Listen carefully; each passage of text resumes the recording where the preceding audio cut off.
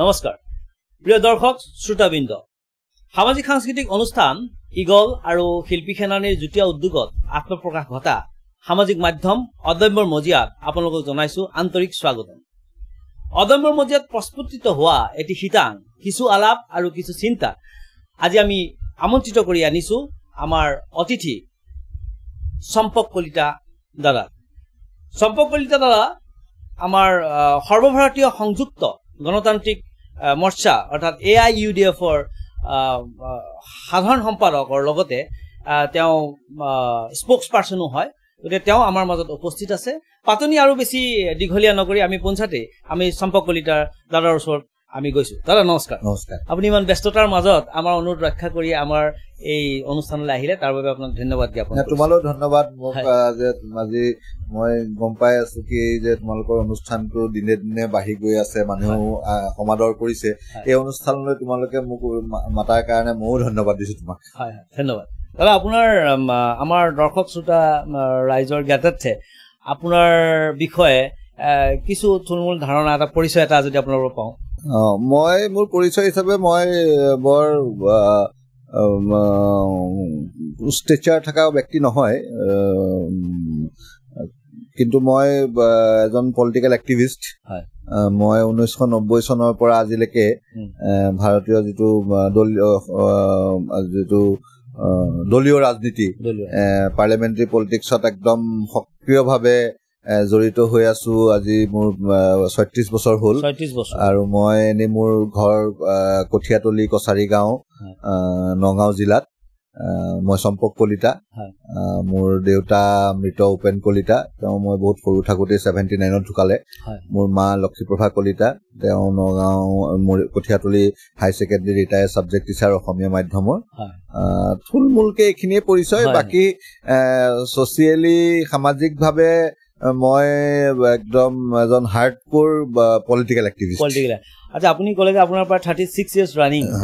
ধৰক মানে পলিটিকেল এই ফিল্ডখনত ৰাজনীতি পথাৰখনত আপুনি আৰম্ভণি মানে কি কোনটো দলৰ জৰিয়তে আপুনি আত্মপ্ৰকাশ ঘটিছিল বা কিয় ঘটিছিল এই সম্পৰ্কে অলপ জনাওকচোন তাৰ মানে কি মই যদিও মোৰ 36 বছৰ হৈছে মোৰ এই 36 বছৰত মই দুটা দল কৰিছো মই প্ৰথম দলটো কৰিছো ভাৰতীয় জনতা পাৰ্টি হয় মই ভাৰতীয় জনতা পাৰ্টিত যোগদান কৰিছো 1990 চনত আচ্ছা আৰু মই ভাৰতীয় জনতা পাৰ্টি এৰিছো 17 বছৰ কৰিল 2006 চনত তাৰ পিছত মই 2007 চনৰ 6 জানুৱাৰী তাৰিখে AIUDF দলটো যোগদান কৰিলো সেইকাৰণে AIUDF দলটো মোৰ মানে অহা 26 জানুৱাৰী পালে এটো 19 বছৰ পুৰা হ'ব এই দুটা দল মিলি মোৰ 36 বছৰৰ ৰাজনৈতিক মানে পলিটিক্স দলত কৰি আছো আৰু যি মানে প্ৰথম মানে যেটো মই কেনেকৈ আৰম্ভ হ'ল খুব ইন্টাৰেষ্টিং কথা এটা আপোনাক কওঁ যে আপুনি হৈছে কি যেতিয়া 90 চনত ভাৰতীয় জনতা পাৰ্টিত জড়িত হৈছিল এতিয়া ভাৰতীয় জনতা পাৰ্টিটো খুব এটা অপৰিচিত মানে কোনো ধৰণৰ মানে একোৱেই নহয় তেতিয়া আপোনাৰ এতিয়া শুনিলে আচৰিত হ'ব মানুহ তেতিয়া চাগে অসমৰ 98-97% লোকে সাধাৰণ মানুহে এনলাইট খিনি মই বাদ দিছো সাধাৰণ মানুহে বিজেপিৰ ফুল মিনিংটো নাজানে জনাৰ কথাও নাই একেবাৰে হেৰি মানে কি হ'ল মই আচলমতে কি আমাৰ যিটো জেনেৰেশ্যন আমাৰ প্ৰজন্মটো ইনফ্লুৱেঞ্চ বাই অসম আন্দোলন কাৰণ অসম আন্দোলন 79ত আৰম্ভ হৈছে 85ত শেষ হৈছে আৰু তেতিয়া আমি শৈশৱ যৌৱনৰ মাজৰ তেতিয়া আমি ক্লাছ চাগে 7-8ত পঢ়ি আছো আন্দোলন চুক্তি হয় মানে 9-10 পাইছো গৈ চুক্তি হৈছে বা সেই সময়খিনি আমি ভেৰি ইনফ্লুৱেঞ্চ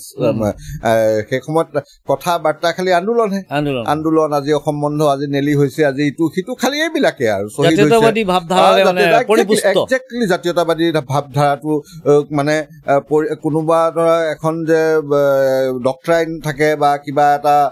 ব্যৱস্থাৰ মাজে আমি জাতীয়তাবাদী হৈছো এইটো কোৱা নহয় আমাৰ সমাজখনে পঢ়া খালি সমাজখনেই আমাক একে জাতীয়তাবাদী একদম এই কথাটোৱে আমাক হেৰি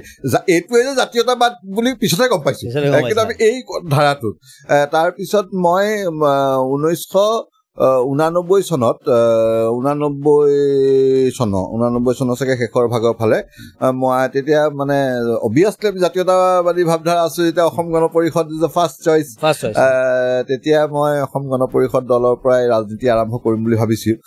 পেলাই মই আমাৰ কঠীয়াতলি যোগাযোগ কৰিলো তেতিয়া তেওঁ মোক কৈছে না আমাৰ ইয়াতো যোগদান নাই আমাৰ ইয়াতো কোনো তেনেকুৱা যোগদানৰ কথা নাই বা এনেকুৱা মানে মোক ভাল পাইছো আহা বুলি যিটো ভাবিছিলো নাই সেইটো নকবলৈ এনেকুৱা এটা দেখুৱাল গম পালো কি নাই দে আৰ নট ইণ্টাৰেষ্টেড মোক অসম গণ পৰিষদত সামৰি লোৱাটো আৰু যিহেতু মই মন বনাই পেলাইছো ৰাজনীতি কৰিম আৰু তেতিয়া যিহেতু আমি জাতীয়তাবাদী ধাৰাটো কথাটো আপোনাক মই কৈছোৱেই সেইকাৰণে কংগ্ৰেছৰ ৰাস্তাটো আমাৰ কাৰণে মৰেলি বন্ধ সেইকাৰণে এতিয়া কি কৰা যায় তেতিয়া আমি বিজেপি ৰাষ্ট্ৰীয় দল বিজেপি আৰু বিজেপি কিয় বিজেপি ভাৰতৰ একমাত্ৰ ৰাজনৈতিক দল যোনে সেই সময়ত এটা নৈতিক চাপৰ্ট দিছিলে অসম আন্দোলনটো সেইকাৰণে 1990 চনত বিজেপি যোগদান কৰিলে তাৰ পৰা আপুনি এটা ধাৰাবাহিক বছৰ জনতা দল কৰাৰ পিছত 17 বছৰ মই 2006 আপুনি কিয় কি বেয়া পালে আপুনি বিজেপিক তাৰ মানে কি গোটেই কথাটো এনেকুৱা মইতো কলো আমি ভাৰতীয় জনতা পাৰ্টিক আমিতো সেই সময়তো আৰু মোৰ বয়স 20 বছৰমান বয়স হ'ব 19-20 বছৰ বয়স সেই সময়তো এটা ৰোমান্টিচিজম থাকে সেই ৰোমান্টিচিজমটো বন্ডিংটো হ'ল জাতীয়তাবাদী আৰু সেইটো খালি এটা যুক্তিৰে আমি জাষ্টিফাই কৰিলো সেইটো হ'ল ভাৰতীয় জনতা পাৰ্টি বিশেষ অটল বিহাৰী বাজপেয়ী অসম আন্দোলনটোক সমৰ্থন কৰিছিল তেতিয়া এই ৰাষ্ট্ৰীয় সাংস্কৃতিক ৰাষ্ট্ৰীয়তাবাদ হিন্দুত্ব কিবা এই কথাবিলাক আমাৰ কাৰণে কোনো কথাই নহয় নাছিলেই নাজানিছিলো কিন্তু পিছত লাহে লাহে যেতিয়া কৰি গলো তাৰপিছত তাত আৰু 17টা বছৰ তেতিয়াতো খুব আৰম্ভণিতেই তেতিয়া কৈলাশপতি মিশ্ৰ বিষ্ণুকান্ত শাস্ত্ৰী তাৰপিছত আপোনাৰ পিয়াৰলাল খাণ্ডেলাল অসমত আছিলে ইন্দ্ৰমণি বৰা প্ৰবীণ বৰুৱা নাৰায়ণ বৰকটকী আমাৰ বিজয়া চক্ৰৱৰ্তী তাৰপিছত আপোনাৰ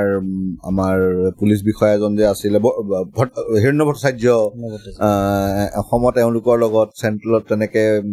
আপোনাৰ বিষ্ণুকান্ত শাস্ত্ৰী কৈলাশপতি মিশ্ৰ পিয়াৰলাল খাণ্ডেলৱাল তাৰপিছত বংশীলাল সোণী জে পি মাথুৰ বিজেপিৰ আপুনি কি পৰ্যায়ত আছিল বিজেপিৰ মোৰ মই ৰাজ্যিক কাৰ্যনিৰ্বাহকৰ সদস্য আছিলো বাকী জিলাতো আছিলো কিন্তু মই বিজেপিত মানে মই সমষ্টি আৰু ব্লক লেভেলতহে বেছি আছিলো মই বৰ পদ হিচাপে বৰ ওপৰলৈ যাব পৰা নাই যিকোনো কাৰণতে হওক যাব পৰা নাছিলো তাৰ পিছত এটা ঘটনা ঘটিল কি হ'ল মই 1996 চনত নগাঁও লোকসভাৰ পৰা এমপি বিচাৰিছিলো তাৰ পিছত আমাৰ ৰেখা বাইদেউ পালে টিকেট কাম কৰিলো তাৰ পিছত 98 চনত আকৌ নিৰ্বাচন হল হেৰি সাংসদ পুৰা নচলিল 98টো মই টিকেট বিচাৰিছিলো তেতিয়া আমাৰ ৰাজেন গোহাঁই টিকেটটো পালে নিপেন গোস্বামী এমপি হল কম ভোটত তাৰপিছত 99 চনতো মই টিকেট বিচাৰিছো ৰাজেন দা আকৌ পালে ৰাজেন দা এমপি হৈ গল তাৰপিছত হেৰি তেতিয়া 2004ত যেতিয়া আকৌ এমপি ইলেকশ্যন হল তেতিয়া মই আৰু টিকেট এইকাৰণে বিচাৰা নাই কাৰণ যিহেতু এজন এমপি হৈয়ে গ'ল সেইকাৰণে মই মৰেলি বোলো নাই এতিয়া মই টিকেট তেতিয়ালৈকে কোনো এমপি হোৱা নাছিল কাৰণে মই বিচাৰিছিলো মই বিচৰা নাই আৰু নিবিচৰাত তাৰমানে মই দলৰ হৈ কাম কৰাৰ কাৰণে মই মানসিকভাৱে প্ৰস্তুত কিন্তু তেতিয়া ৰাজেন দা আৰু ৰীতা বৌ তেওঁলোকে সেই ইলেকশ্যনৰ আগে আগে আমাৰ জাবৰা খোৱা শিৱ মন্দিৰত মানে শৰাই এখন দিবলৈ গৈছে আৰু তেতিয়া আৰু মইতো টিকেট বিচাৰাই না নিবিচাৰোৱেই আৰু তেতিয়া আৰু মই এছেম্বলিৰ কাৰণেও কোনো ইণ্টাৰেষ্টেড মই নাছিলো তেতিয়া আমাৰ যিখিনি বহৰমপুৰ সমষ্টি কমিটি কঠীয়াতলি আঞ্চলিকৰ যিখিনি আমাৰ বিজেপিৰ লোক আছিলে তেওঁলোকে সেই শিৱ মন্দিৰতে ৰাজেন দা আৰু বৌক অফিচিয়েলি নহয় আনঅফিচিয়েলি পাৰিবাৰিকভাৱে তেতিয়া কৈছে খালি এটা কথাই আমাৰ চম্পক কলিতাক কিন্তু 2006 চনত এছেম্বলি টিকেটটো বহৰমপুৰত দিব আমিতো আৰু ৰাজেনে কৈছে দিবই হ'ব চম্পকে পাবই চম্পক ইমান পুৰণা মানুহ আৰু তেতিয়া 2004 চনত তাৰমানে মোৰ অলৰেডি আপোনাৰ 15 বছৰ হৈছে আৰু ৰাজেন দা আৰু মই বিজেপি সমসাময়িক আমি কোনোবা এজন 3 মাহ আগত 3 মাহ পিছত জইন কৰা এনেকুৱা সমসাময়িক তেওঁ ডাঙৰ মানুহ তেওঁ ডাঙৰ হেৰি তাৰপিছত যে 2006 চনৰ নিৰ্বাচনটো আহিল তেতিয়া মই এপ্লাই কৰা নাই তেতিয়া আমাৰ সংগঠনৰ পৰাই মোৰ নামত এপ্লাই কৰিলে মই এপ্লাই কৰা নাই মোৰ মায়ে মোক ক'লে কি হ'ল তুমি এপ্লাই কৰা নাই কিয় কাৰণ এপ্লিকেশ্যনটো তুমি কৰিব লাগিব মই কৈছো মা চাওক মোৰ মন যোৱা নাই কাৰণ আকৌ এপ্লাই কৰাৰ লগে লগে টিকেটটো ৰেচত আহি যোৱাৰ লগে লগে আকৌ এটা এক্টিভিটি বাঢ়িব ধন টকা পইচাও খৰচা থাকে ৱৰ্কাৰখিনিৰ লগত কৈছে নাই তুমি কৰা এই খৰচা পাতি কাৰণ চিন্তা কৰিব নালাগে তাৰপিছত তেতিয়া আকৌ আমাৰ ইনচাৰ্জ আছিলে প্ৰমোদ মহাজন প্ৰমোদ মহাজন আৰু মোৰ এটা চৰিত্ৰ আছে এইটো ভালেই কম নে বেয়াই কওঁ নালাগিলে নাই লাগিলে কিন্তু মই এৰি নিদিওঁ আৰু একদম মানে যাতে কামটো যদি ছাকচেছ নহয় তাৰ পিছত যেতিয়া মই পষ্টমৰ্টেম কৰি যাতে মোৰ কোনো আফচোচ নাথাকে কি মই এই কামটো নকৰিলো সেইটো এটা মোৰ বেয়াই নে ভাল নাজানো তাৰপিছত মই এপ্লাই কৰিলো তাৰপিছত পৰিমল শুক্লবৈদ্য আহিছিল অবজাৰ্ভাৰ হৈ চাৰ্কিট হাউচত তেওঁলোকে আমাৰ মানুহবিলাক গাড়ীয়ে মানুহ আহিছে মোৰ ফেভাৰত কৈছে তাৰপিছত দেখিলো কি নাই প্ৰমোদ মহাজনকো যোগাযোগ কৰিব লাগে গুৱাহাটী ব্ৰহ্মপুত্ৰ হোটেলখন তেতিয়া আছিল ব্ৰহ্মপুত্ৰ হোটেলত গৈ পেলাই প্ৰমোদ মহাজনৰ লগতো যোগাযোগ কৰিলো কিন্তু তেওঁ সময় দিব নোৱাৰিলে কাৰণ বহুত মানুহ তেতিয়া তেওঁ ক'লে কি ঠিক আছে তই তোমাৰ যিটো সুবিধা আছে তুমি বম্বে আহা তেওঁ অকমান সময়তে ৩-৪ মিনিটে চাগে কি মই মোৰ হিন্দী স্পিকিঙো চাগে অলপমান স্পষ্ট আছিলে তেতিয়া মই বম্বে গলো বম্বেটো মোৰ তেনেকুৱা মানে চিনাকি মানুহ আছিল তেওঁলোকেও প্ৰমোদ মহাজনৰ তেওঁলোকৰ ফ্ৰেণ্ডৰ প্ৰমোদ মহাজনৰ লগত ভাল তেওঁলোক বিজেপি MLA আছিল প্ৰকাশ মেহতা আৰু এজন আছিলে প্ৰতাপ ভাই আচাৰ আকৌ বম্বে ট্ৰেজাৰাৰ very strong মানুহ আৰু প্ৰকাশ মেহতাটো পিছত মন্ত্ৰীও হৈছিল তেওঁ ঘাটকোপৰৰ MLA তেওঁলোক দুজন আৰু মোৰ সেই বন্ধুজন তেওঁৰ নাম হ'ল সতীশ চেল তেওঁ গৈ পেলাই প্ৰমোদ মহাজনৰ ওচৰত লৈ গ'ল প্ৰমোদ মহাজন ইনচাৰ্জ আৰু প্ৰমোদ মহাজনটো এনেও এজন কনফিডেণ্ট মানুহ তাৰ পৰা একদম আউটট্ৰেকলি কৈছে যে তেৰেকো টিকট মিল গয়া আসাম মে আপনা আদমি হে মানে কি তেৰেকো টিকট মিল গয়া একদম কনফিডেণ্টলি ক'লে কিন্তু টিকেটটো মোৰ নহ'ল টিকেটটো আমাৰ শইকীয়া বুলি এজনৰ হ'ল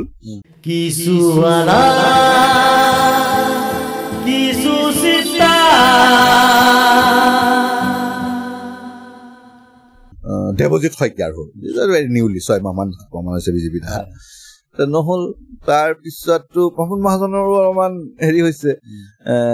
তাৰপিছতে গম পালো কি এজন বহুত ডাঙৰ নেতা বিজেপিৰ বহুত এতিয়া 1 নম্বৰৰ নেতা বুলি ক'লেও ভুল নহয় অসমৰ তেওঁ মানে ক'লে কি যদি চম্পক কলিতাক টিকেট দিয়ে মই ৰিজাইন দিম তেতিয়া মই ভাবিলো বোলে নাই চম্পক কলিতা এইখিনি ক্ৰাইটেৰিয়া নাই এইখিনি কোৱালিফিকেশ্যন নাই বা এইখিনি কোৱালিটি নাই এইটো ক্ৰাইটেৰিয়া তেওঁ ফেইল কৰিছে তেতিয়া বাৰু এটা বেলেগ কথা যেতিয়া ইমান ডাঙৰ মানুহ এজনে যে ক'ব কি মই চম্পক কলিতাক টিকেট দিলে ৰিজাইন দিম তেতিয়া মই মানে দেখিলো হয়তো মোৰ কাৰণে দিগদাৰ হ'ব কাৰণ তেওঁতো অলৰেডি এষ্টাব্লিছ ডাঙৰ মানুহৰ তেওঁ এই এষ্টাব্লিছমেণ্টটো অহা আৰু 30 বছৰ থাকিব সেইকাৰণে মইতো আৰু তেওঁ ডাঙৰ মানুহৰ লিংকটো সদায় ডাঙৰ য'ত প্ৰমোদ মহাজনে পাৰা নাই তেতিয়া মই একদম ৰিথিংক কৰিলো কি এইটো কি হ'ব এইটোতো ঠিক নহ'ব কথাটো তেতিয়া মই গোটেইখিনি চিন্তা কৰি 2006 চনত মই বিজেপি ত্যাগ কৰিলো তাৰপিছত এইটো কেইদিনমান থাকিলো আৰু বেলেগ অপশ্যনো আছে বেলেগ অপশ্যন মানে চাওক অসমত অপশ্যন আছিল 3টা বিজেপি AGP কংগ্ৰেছ এই 3টা বিজেপিটো এৰিলোই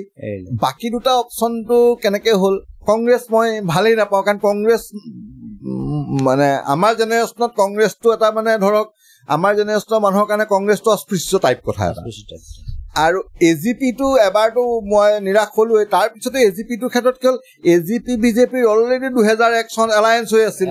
সেইকাৰণে আকৌ AGP বিজেপি আকৌ এক হ'ব পাৰে সেইকাৰণে মই যিহেতু এবাৰ যেতিয়া বিজেপিটোকে এৰিলো সেইকাৰণে এনেকুৱা এটা ৰাজনৈতিক দললৈ মোৰ যাবলৈ আৰু মন নাই যিটো ৰাজনৈতিক দল আগলৈ দিছ ৱে অৰ ডেট ৱে যিকোনো পৰিৱেশতে বিজেপিৰ লগত যাতে মিল হ'ব নোৱাৰে সেই পাৰ্টি এটাই আছে কংগ্ৰেছ আৰু কংগ্ৰেছটো যিহেতু কংগ্ৰেছৰ ক্ষেত্ৰত মই ক'লোৱে কংগ্ৰেছটো আমাৰ কাৰণে কেনেকুৱা এটা দল সেইকাৰণে তেতিয়া মই দেখিলো এটা নতুন দল আহিছে all India union democratic front আৰু তাত এম বোলা বস্তুটো নাই মুছলমান মাইনৰিটি সংঘ শব্দটো নাই all India union democratic front আৰু তেওঁলোকৰ মই খালি এটা বস্তুৱেই ইনকুৱাৰী কৰিলো এওঁলোকৰ কি তেওঁলোকৰ নীতিগতভাৱে তেওঁলোকে অসম আন্দোলনটোক কেনেকে তেওঁলোকে কয় তেতিয়া মই গম পালো তেওঁলোকে অসম আন্দোলনটোক আমি ছাপোৰ্ট কৰো অসম চুক্তিখনক ছাপোৰ্ট কৰো অসম চুক্তিখন আমি আমাৰ কাৰণে একদম প্ৰিভিলেজড আৰু আমি এখন আমি সমৰ্থন কৰো, এইটো আমাৰ নীতিগত কথা। আৰু তেতিয়া মই দেখিলো অসম চুক্তি যেতিয়া সমৰ্থন কৰে আৰু অন্য কোনো কথা নাই, নামটোত যেতিয়া কোনো এম নাই, অল ইণ্ডিয়া, তেতিয়া অল ইণ্ডিয়া নাছিলে, তেতিয়া AUDF আছিলে, অসম ইউনাইটেড ডেমক্ৰেটিক ফ্ৰণ্ট, কোনো মাইনৰিটি এনেকে কোনো প্ৰব্লেম নাই, সংবিধানখনো চালো, কোনো তাত তেনেকুৱা কথা নাই। সেইকাৰণে 2007 চনৰ 6 জানুৱাৰী তাৰিখে মই যোগদান কৰিলো। যোগদানটো অকমান মোৰ ব্যতিক্ৰমী হৈছে। যোগদান কৰাৰ কথা আছিলে সামগুৰি বৰমা সভাত, কিন্তু তেতিয়াতো ৰকিবুল হুছেইন আমাৰ ইয়াৰ একদম বহুত ষ্ট্ৰং আৰু তেওঁ মন্ত্ৰী UDFক মুভমেণ্টেই কৰিব নিদিয়ে। তেতিয়া আমি বৰমালৈ গৈ আছো, কিন্তু আমাৰ গাড়ীবিলাক যাব দিয়া নাই। আমাৰ মানে কি UDFৰ মইতো জইন কৰিমহে, জেগাই জেগাই ৰাখি দিছে, চামগুৰি চলো অভিযান। এতিয়া আমাক উৰিয়া গাঁৱত ৰাখি দিলে, আমাক যাব নিদিলে। তেতিয়া আজমলৰ গাড়ী ৰাখি দিলে, চব ৰাখিলে। নিতুল গগৈ SP আছিল নগাঁৱৰ, তেওঁতো একদম এনেকুৱা লাগিছিল মানে তেওঁ গোটেই পুৰা এক্টিভ, মানে এজন ইউথ কংগ্ৰেছে তেওঁ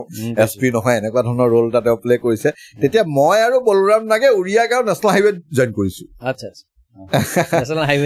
মই আৰু বলৰাম নাগ ছেম ডে, সেইটোৱে জইনিং। আৰু তাৰপিছৰ পৰা মই নগাঁও ডিষ্ট্ৰিক্টৰ কনভেনাৰ কমিটিৰ জেনেৰেল ছেক্ৰেটাৰী হলো। নগাঁও ডিষ্ট্ৰিক্টৰ মই প্ৰথম জেনেৰেল ছেক্ৰেটাৰী ইলেক্টেড বাই ভোট, চিক্ৰেট বেলটত মই UDFৰ জেনেৰেল ছেক্ৰেটাৰী হলো। তাৰপিছত নগাঁও ডিষ্ট্ৰিক্টৰ মই প্ৰেচিডেণ্টো হলো।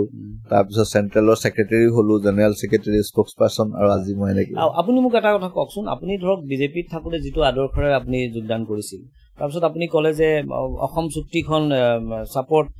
মানে সেইখনৰ কাৰণেই আপুনি বেচিকেলি কংগ্ৰেছৰ পৰা দূৰত্ব বজাই ৰাখিলে, বা গণ পৰিষদতো আপুনি যোগদান নকৰিলে। আপুনি AIUDFৰ দলটোত এনেকুৱা কি দেখিলে যে এটা বস্তু আপুনি কৈছে যে অসম চুক্তিখনৰ সম্পৰ্কে তেওঁলোকৰ এটা মানে প্ৰিভিলেজ আছে বুলি, কিন্তু মানে আপুনি বৰ্তমান সময়ত যিহেতু অসম চুক্তিখনৰ প্ৰায় 50 বছৰে আমাৰ আন্দোলনটো হোৱা এতিয়া হ'ব, আমাৰ গল্ডেন জুবলি আমি পালন কৰিব পৰা অৱস্থাত আহি গৈছো।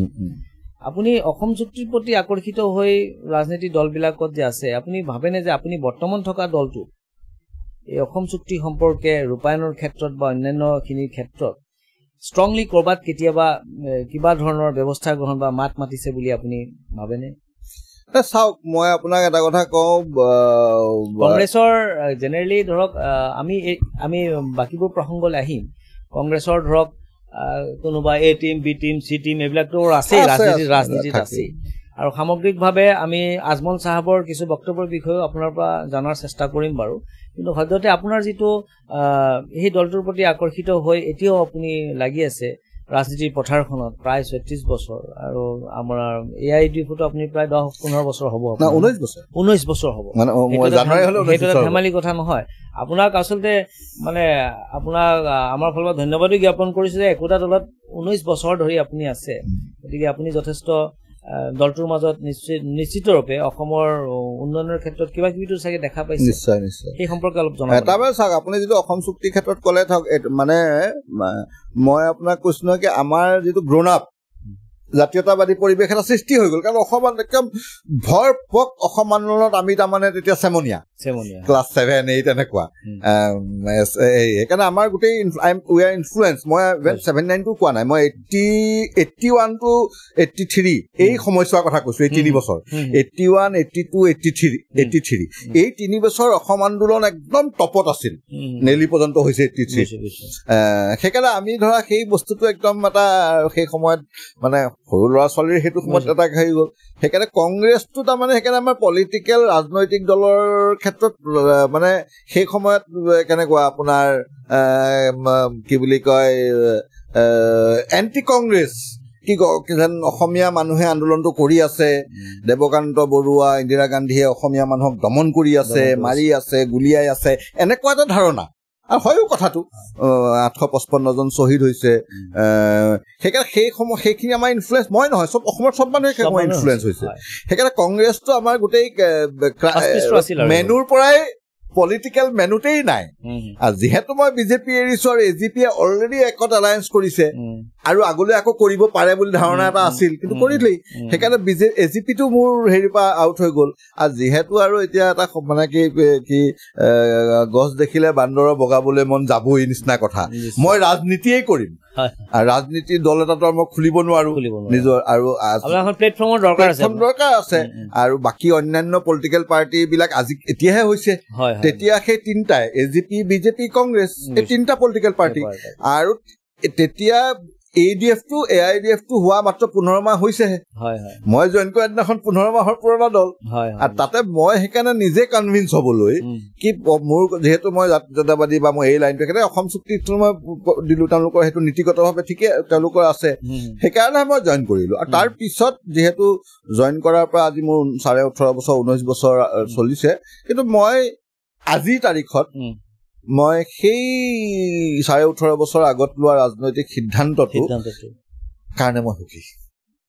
আজিৰ তাৰিখত AIDF আজিলৈকে চৰকাৰত যোৱা নাই। AIDFৰ যিসকল নেতা আছে, বিশেষকে বদৰুদ্দিন আজমলে যিখিনি ছচিয়েল ৱৰ্ক বা তেখেতৰ যিটো অন্যান্য ৰাজনৈতিক চিন্তাধাৰাখিনি বাদ দি ছচিয়েল ৱেলফেয়াৰৰ অন্যান্য যিখিনি চিন্তাধাৰা তেওঁ এনি টাইম যিটো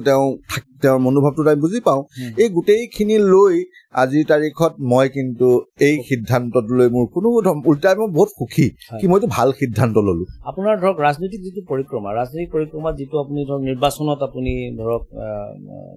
নিৰ্বাচনত জয়ী হৈ অহাৰ বা এটা সমষ্টি আপুনি চিলেক্ট কৰি আপোনাৰ দলৰ জৰিয়তে আপুনি কৰবাত তেনেকুৱা ধৰণৰ ভাবিছে নেকি? মানে ঠিকে আছে, তেনেকুৱা চিন্তা মানে কি হয়, তেনেকুৱা এটা চিন্তাধাৰাটো পলিটিক্সত যেতিয়াই থকা যায় মইতো টোটেলি মোৰ আছিলে নগাঁও লোকসভা। নগাঁও লোকসভাটো মোৰ কাৰণে মানে এটা মানে মোৰ চেলেঞ্জ কি মই নগাঁও লোকসভাৰ পৰা মই ইলেকশ্যন খেলিম।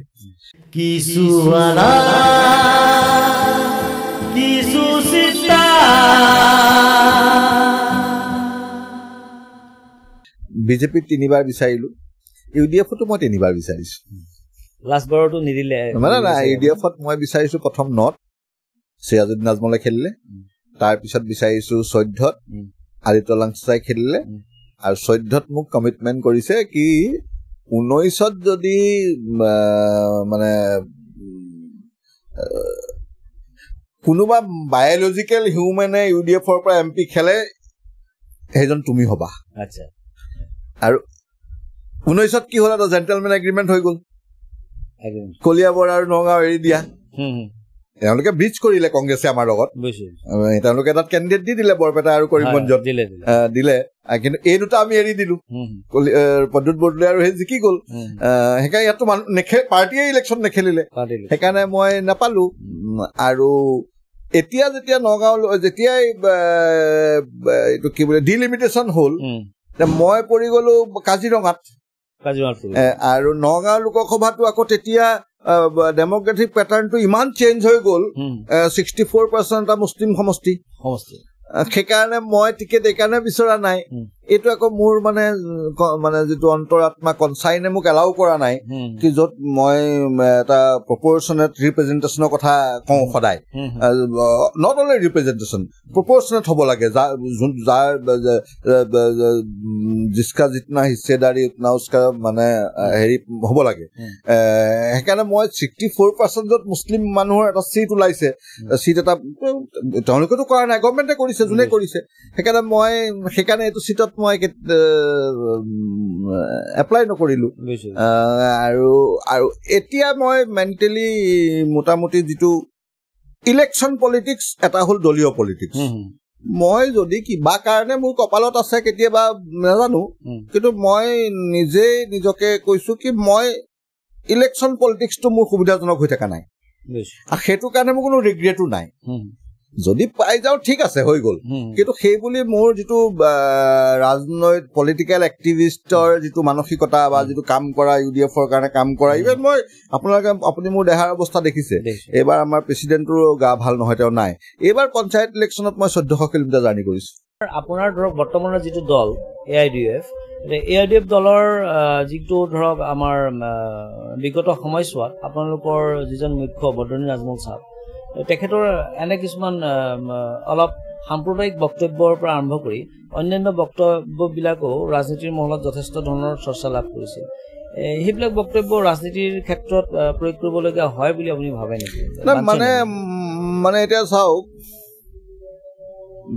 আমি যদি তেওঁ কৰবাত চাগে প্ৰ মুছলমান কথা কৈছে, যেনে ধৰক কৰবাত ক'লে যে আপোনাৰ এইবাৰ মানে লুংগিদাৰী চৰকাৰ আহিব, টুপিৰ চৰকাৰ আহিব, অন্যান্য এনেকুৱা ধৰ উদাহৰণ আছে, মই দিব পাৰোঁ বা জনাব পাৰোঁ, আমাৰ সচেতন দৰ্শক ৰাইজে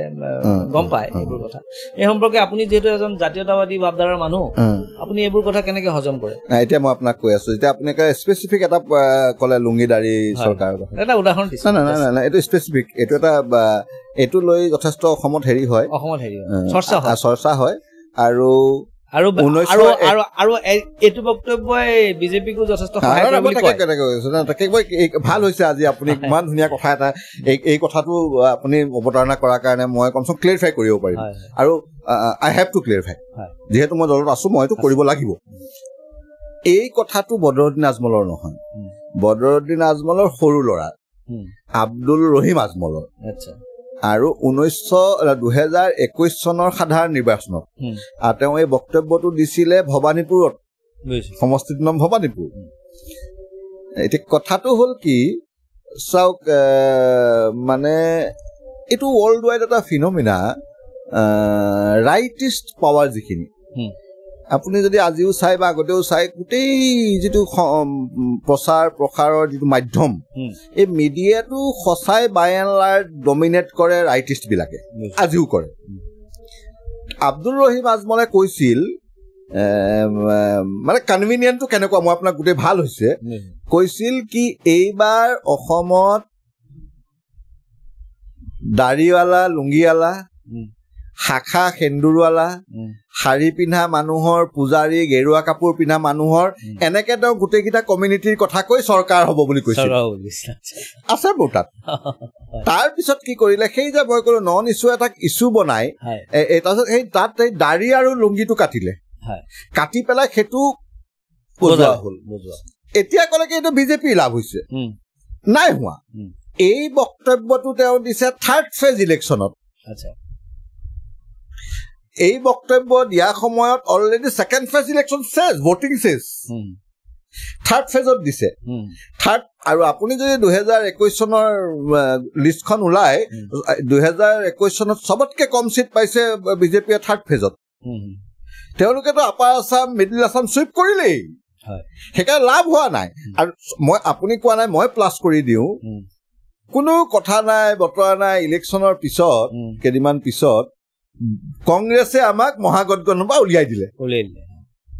আৰু তেওঁলোকেও প্লি এইটোৱে ললে, এই পাৰ্টিকুলাৰ কথাটো প্লি লৈছে। কিন্তু এই কথা তাৰ মানে কি মই এইটো কৰিমেই, সেইকাৰণে মোক এটা না ভূত না চুত এটা ইছ্যু লাগে। মই বিৰেঞ্চি কাশ্যপক বেয়া পাওঁ, কিয় বেয়া পাওঁ, মোৰ হাতত মানে মই বেয়া পাওঁ, মোৰ এটা নিজা পাৰ্চনেল কথা কাৰণে বেয়া পাওঁ, সেইটো মই পাব্লিক কৰিব নোৱাৰো। কিন্তু মই এতিয়া মানুহ যে কিয় বেয়া পোৱা, নাই বিৰেঞ্চি কাশ্যপৰ চোলাটো মই ভাল নাপাওঁ, বুজিলা নাই, তেওঁ মুচ নাৰাখে কাৰণে মই ভাল নাপাওঁ। এই কংগ্ৰেছে সেই প্লিটো লৈছে, যিটো প্লি মই আপোনাক কলো, তেওঁ এনেকে কৈছা, গোটেই ভিডিঅ' আছে, এই মাজৰটো কাটি পেলাই এই কথাটো। আৰু বাকী এইটো তেওঁৰ ল'ৰা। মই এইটো কথাত আপোনাক ক'ব বিচাৰো, সাম্প্ৰদায়িক কমিউনিয়েল, এনেই যদি আপুনি তাত্ত্বিকভাৱে কমিউনিয়েল শব্দটো কিন্তু ভাল শব্দ। আজি আপুনি ধৰক কলা সংস্কৃতিৰ লগত জড়িত এজন ব্যক্তি, আপুনি যদি অন্ধ্ৰপ্ৰদেশৰ কোনোবা এজন কলা সংস্কৃতিৰ লগত ব্যক্তিৰ লগত জড়িত ব্যক্তিৰ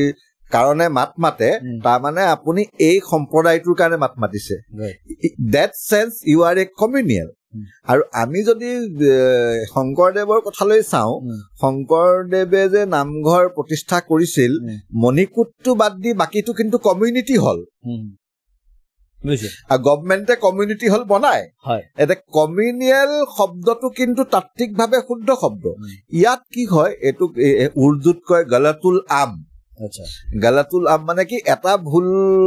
এটা এনেকুৱা প্ৰসাৰ হৈ গ'ল, সেইটোৱে শুদ্ধ হৈ গ'ল। এতিয়া আপুনি চাওক, আমাৰ ইয়াত আপোনাক কোনো আপুনি সাধাৰণ মানুহক যদি কয় কি সেকুলাৰৰ অপজিট শব্দটো কি,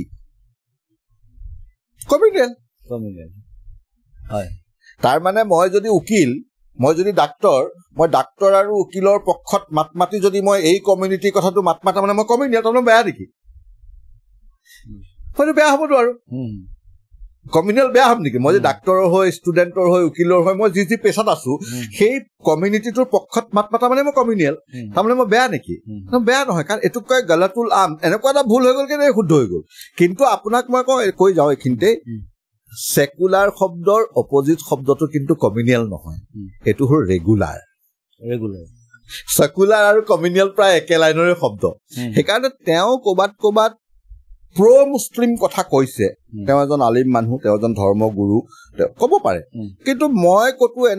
তেওঁ এজন পৰিপক্ক ৰাজনীতিবিদ নহয়, বা তেওঁ একদম হেবিচুৱেট পলিটিচিয়ান নহয়। সেইকাৰণে তেওঁ কিছু কথা কি ইয়াত পলিটিকেলি এইটো মাইলেজ কি হ'ব, ইমানখিনি তেওঁ ইনচেণ্ট সহজ সৰল মনৰ মানুহ। আৰু তাৰপিছত তেওঁ কিন্তু কোনো জেগাত কোনো নন মুছলিম, আপুনি হিন্দু কওক, শিখ কওক, ইছাই কওক, কোনো জেগাত কোনো এটা ধৰ্মৰ বিৰুদ্ধে কোৱা নাই। সেইকাৰণে তেওঁক আপুনি কমিউনিয়েল বুলি ক'ব নোৱাৰে, বা এই তথাকথিত কমিউনিয়েল তেওঁ নহয়। মানে দেখা যায় যে ধৰক আজি ভাৰতীয় জনতা পাৰ্টি ধৰক হিন্দুত্বৰ ওপৰত তেওঁলোকৰ এমফেচাইজটো বেছি। তেনেকে আপোনাৰ AIUDFৰো মুছলিম সম্প্ৰদায়ক লৈয়ে যিহেতু এই দলটো গঠন আছে, দেখা যায় যে বিগত সময়ছোৱাতো আমি UMFকে ধৰি পেলাই অন্যান্য দল কিছুমানো অৱশ্যে গঠন হৈছিল, আৰু সময়ৰ সোঁতত সেইবিলাক বৰ্তমান নাইকিয়া হৈ গৈছে। বৰ্তমান সময়ত এনেকুৱা ধৰণৰ শংকা কেতিয়াবা হয় নেকি যে আমাৰ আগন্তুক আহিবলগীয়া সময়তো AIUDF দলো ক'ৰবাত নিশ্চিন্ন হৈ যোৱাৰ সম্ভাৱনা আছে? মানে এটা সঁচা কথা চাওক, সঁচা কথাবোৰ ক'লে ৰাইজেও ভাল পায়। হয়, AIUDF জন্ম 3 অক্টোবৰ 2005 হৈছে। আৰু আজি যদি আমি 2025 জুন মাহৰ কথা কওঁ, জুন মানে কি আৰু এপ্ৰিল, মে, জুন, এই কালখণ্ড, UDF দল জন্ম হোৱাৰ পিছৰ পৰা যি UDF দলৰ চবতকে দুৰ্বল সময়, সেইটো কিন্তু এতিয়া এইটো মই আপোনাৰ as a general secretary, as a spokesperson, আমি এইটো এডমিট কৰি আছো। এইকাৰণে এডমিট কৰিছো, এইটো সঁচা কথা। আৰু সঁচা কথাবিলাক মানুহে কেতিয়াবা পলিটিচিয়ান বিলাকে অলপ পকাই মেলি কয়, কিন্তু আমি কোৱা আমাৰ দৰকাৰ নাথাকে, আমি চিধা চিধি কৈছো। কিন্তু সেইখিনিতেই এটা ভাল খবৰ, আমি কেন্দ্ৰীয় কমিটিয়েতো হতাশ হৈ গৈছিলো, আপোনাক সঁচা কথা কওঁ, কি হব। কিন্তু তাৰ পিছত আমি দেখিছো লাহে লাহে লাহে লাহে লাহে লাহে এনেকুৱা এটা মমেণ্টাম হৈছে, এনেকুৱা এটা পৰিস্থিতি হৈছে। অসমৰ ৰাইজে কৈছে নাই, এই দলটো শেষ হ'ব দিব নোৱাৰি, এই দলটো শেষ হ'ব দিব নোৱাৰি। সেইকাৰণে যদিও আমাৰ অসমৰ যথেষ্ট সংখ্যক ৰাইজে এই বুলিও ধৰক গুণাগথা বা চিন্তা চৰ্চা বা লেখা মেলা কৰা আমি দেখা পাওঁ বা শুনা পাওঁ যে আমাৰ মানে মুখ্যমন্ত্ৰী মহোদয়েও নিজে নিবিচাৰে যে এই দলটো নিশ্চিন্ন হৈ যায়, যিহেতু তাৰ পৰা তেওঁলোকৰ মই তাকে এই কথাটো ক'ব কৰিছো। এতিয়া আমাৰ অসমীয়াত এটা কথা আছে কি, কাণখন চিলনীয়ে লৈ গ'ল। এতিয়া মই চিলনীক পিছত দৌৰিম নে এবাৰ খেপিয়াই চাম, নিশ্চয় এবাৰ খেপিয়াই চাম। আপোনাক যদি এটা কাৰণ ফেক্টটো মিছা নকয়। UDF দলৰ হায়েষ্ট পাৰফৰ্মেঞ্চ কি 2019 আৰু 21। 2019ত UDFে 3খন MP চিট পাইছে, নহয় 11 আৰু 19, মই ভুল হৈছে, 11 আৰু 14। 2011ত UDFে 18খন MLA চিট পাইছে, আৰু 2014ত 3খন MP চিট পাইছে। তাৰমানে এই 3 বছৰ UDF ফেক্সুৱেলি চবতকে ষ্ট্ৰং। আৰু আপুনি যদি চাই 2011ত কংগ্ৰেছে 79খন চিট পাইছে অসমত। UDF যেতিয়া চবতকে ষ্ট্ৰং, তেতিয়া কংগ্ৰেছো চবতকে ষ্ট্ৰং, বুজিছে নাই? কিন্তু পিছৰ পৰ্যায়ত কি হ'ল, 16ত যেতিয়া হ'ল, আপুনি যদি 11 চনৰ পৰা 16 চনলৈকে কাৰ্যকলাপৰ লাষ্টৰ 2.5 বছৰ চাই, তৰুণ গগৈ আৰু হিমন্ত বিশ্বৰ কাজিয়া, 52জন MLA চহী কৰি দিছে কি আমি নেতৃত্ব মানি লৈছো হিমন্ত বিশ্ব। তাৰ পিছত নেগচিয়েশ্যন হৈছে, হোম মিনিষ্ট্ৰী লাগে, কিবা কিবি এইবিলাক হৈছে। লাষ্টৰ 2.5 বছৰ কংগ্ৰেছে কোনো কামেই কৰা, তেওঁলোকৰ মাজতে কাজিয়া। আৰু বিজেপিৰ চিট কেইটা তেতিয়া 6টা, আমাৰ চিট যেতিয়া 18টা, তেওঁলোকৰ যেতিয়া কংগ্ৰেছৰ 79টা, বিজেপিৰ কেইটা 6টা MLA চিট। তাৰপিছত কংগ্ৰেছৰ সেই গোটেই যিটো কংগ্ৰেছে 30-35 বছৰ ধৰি পেলাই মেহনত কৰি গোটেই কংগ্ৰেছটো বনাইছিল, অভাৰনাইট আহি গ'ল বিজেপিলৈ। আপুনি কংগ্ৰেছৰ পৰা বিজেপিলৈ অহাখিনি বাদ দিয়কচোন, বিজেপি হ'ব নেকি অসমত?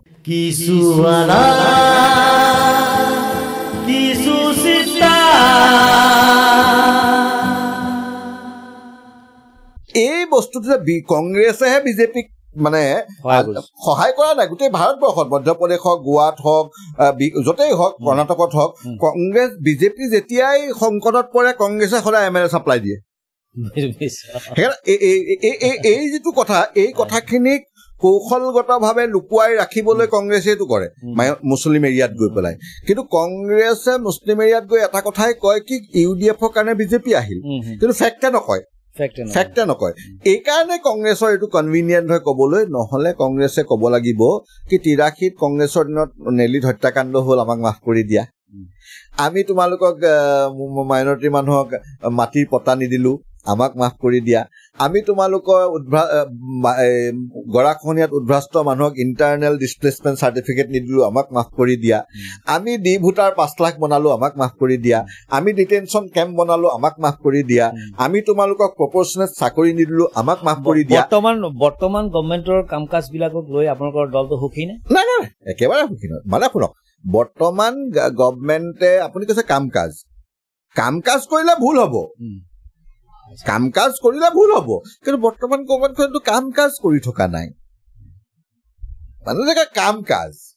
কি কাম-কাজ কৰি আছে লোন লৈ আছে বেনিফিচিয়াৰিজ মানে বেনিফিচিয়াৰি স্কিমৰ জৰিয়তে ভোটাৰ তৈয়াৰ কৰি আছে তেওঁলোকেতো নাগৰিক তেওঁলোকে এতিয়াৰ বেছি ডেঞ্জাৰাছ এতিয়া যিটো সিদ্ধান্তত গভৰ্ণমেণ্টবিলাক চলি আছে তেওঁলোকে একদম ডাইৰেক্ট নাগৰিক আৰু ভোটাৰ তেওঁলোকে নাগৰিকৰ প্ৰতি একেবাৰে খেয়াল নাই তেওঁলোকৰ কথা হ'ল 30% 28% এটা ফিক্স ভোটাৰ এটা সৃষ্টি কৰিব লাগে আৰু সেইটো কাৰণে তেওঁ লোন লৈ যিটো অসমৰ ভাৰতৰ কেপিটেল সেই কেপিটেলটো খৰচা কৰি তেওঁলোকে বেনিফিচিয়াৰি তৈয়াৰ কৰি ভোটাৰ তৈয়াৰ কৰি আছে এইটোতো কাম নহয় এইটো আপোনাক দিলে আপুনিও পাৰিব আপোনালোকৰ দলৰ ফালৰ পৰা এইবোৰৰ বিৰুদ্ধে জনমত গঠনৰ প্ৰয়াস আমি সদায় কৰি আছো আপুনি যদি চাই আৰু মানে আমাৰ দল পাৰ্লিয়ামেণ্টৰ এছেম্বলিত বিশেষকৈ এছেম্বলিত বা পাৰ্লিয়ামেণ্টতো বদৰুদ্দিন আজমলৰ যিখিনি আপুনি দেখিছে আমি লাগি থাকোঁ আৰু আমাৰ দল অকণমান কি হয় আমাৰ দলৰ বৰ্তমান যিখিনি ভোটাৰ ছাপোৰ্টাৰ মেক্সিমাম ভোটাৰ ছাপোৰ্টাৰখিনি ধৰ্মীয় সংখ্যালঘু এইটো সঁচা কথা আৰু তেওঁলোকৰ এই নাগৰিকত্ব ইছ্যুটো এনেকুৱাকৈ তেওঁলোকৰ লগত ইনষ্টিংক্ট হৈ আছে সেইকাৰণে মানে আমাৰ বাকীখিনি আমাৰ পাৰ্লিয়ামেণ্ট এছেম্বলিত যিখিনি আমাৰ কথা কোৱা যায় ইভেন আমাৰ টি গাৰ্ডেনৰ ৱেলফেয়াৰৰ কথা কোৱা যায় ৰাভা হাছঙৰ কথা কোৱা যায় বড়ো চবৰ কথা বা কয় কিন্তু যিহেতু এই যিটো একদম ডে টু ডে যিটো তেওঁলোকৰ সমস্যা অসমত 6 লাখ ডি ভোটাৰ ধেমালি নেকি 5.5 লাখ 6 লাখ এটা বাই এণ্ড লাৰ্জ তাৰপিছত আপোনাৰ NRC সময়ত সেই লিংক চাৰ্টিফিকেট লৈ পেলাই পঞ্চায়ত চাৰ্টিফিকেটখন মানি নলয় সেইটো কাৰণে কোৰ্ট এইখিনিত আমাৰ ফ'কাছটো অলপ বেছিও আৰু বেছি দেখাও পোৱা যায় আৰু আপুনি জানিব কি চাওক মানে আজি অন্যান্য ক্ষেত্ৰত এখন শিক্ষাৰ ক্ষেত্ৰত ডেভেলপমেণ্টৰ ক্ষেত্ৰত ইণ্ডাষ্ট্ৰিয়েলাইজেশ্যনৰ ক্ষেত্ৰৰ কথা ক'লে যিমান ডাঙৰ এটা নিউজ হয় নাগৰিকত্ব উচ্ছেদ আদি কৰি এইবিলাকত ক'লে সেইটো এটা প্ৰাসংগিক নিউজেই হৈ থাকে সেইকাৰণে এনেকুৱা লাগে আৰু সঁচাকৈ আমাৰ নিশ্চিতভাৱে আমি এই যিখিনি মজলুম মানুহ এইখিনি যিখিনি মানুহ লিভিং ইন দ্য এজ যিখিনি মানুহ গৰাখহনীয়াত মাতি গৈছে তাৰপিছত যেনে তেনে তেওঁলোকে একদম ছাৰ্ভাইভ কৰিবলৈ নিজে চেষ্টা কৰি আছে তাৰপিছত তেওঁলোকৰ উচ্ছেদ হৈছে পুছবেক হৈছে দি লগাইছে এই মানুহখিনিৰ লগত আমাৰ ব্যস্ততা থাকে কাৰণ আপোনালোকৰ দলৰ মূল ভেটিটো অৱশ্যে তেওঁলোকক লৈ আৰম্ভ হোৱাটোৰ দৰে আৰম্ভ হোৱা নহয় কিন্তু এই মানুহখিনি আমাৰ মেজৰ ছাপৰ্টটো এই মানুহখিনি এই মানুহখিনিৰ আৰু তেওঁলোকে ডে টু ডে সমস্যা তেওঁলোকৰ ডে টু ডে এটা হ'ল দীৰ্ঘম্যাদী এটা হ্ৰস্বম্যাদী এটা হ'ল তাৎক্ষণিক আপোনাৰ ঘৰটো ভাঙি দিলে ঘৰটো ভাঙি দিয়াৰ লগে লগেতো তেওঁ একদম নেক্সট মিনিটত তেওঁ একদম হোমলেছ হৈ গ'ল সেই কথাবিলাকত আমি লাগি থাকিবলগীয়া হৈছে আৰু আমি লাগি থাকোঁ আপোনাৰ এতিয়া আমি বেলেগ এটা প্ৰসংগলৈ আহোঁ ইমানখিনি আমি ৰাজনীতি সম্পৰ্কে আলোচনা কৰিলোঁ আমাৰ ধৰক আপোনাৰ গ্ৰাম্য অৰ্থনীতি সম্পৰ্কে আপোনালোকৰ দলে কিবা চিন্তা চৰ্চা কৰেনে চাওক মই আপোনাক এটা কথা কওঁ এইটো আপুনি অৱশ্যে কৈছে বেছিক আপোনালোকৰ মই এইটোত অকণমান দলতকৈও ব্যক্তিলৈ আহিব লাগিব আপোনাৰ আমাৰ দলৰ প্ৰেচিডেণ্ট আজমল আৰু দল বা পলিটিক্স এইখিনি বাদ দিও আপুনি যদি বাদ দিয়ে আপুনি যদি পৃথিৱীৰ অন্যান্য দেশত যায় ব্যৱসায়িক ক্ষেত্ৰত কিন্তু আপুনি অসম বুলি ক'লে আপুনি আজমলৰ লগতহে নিজকে হেৰি কৰিব লাগিব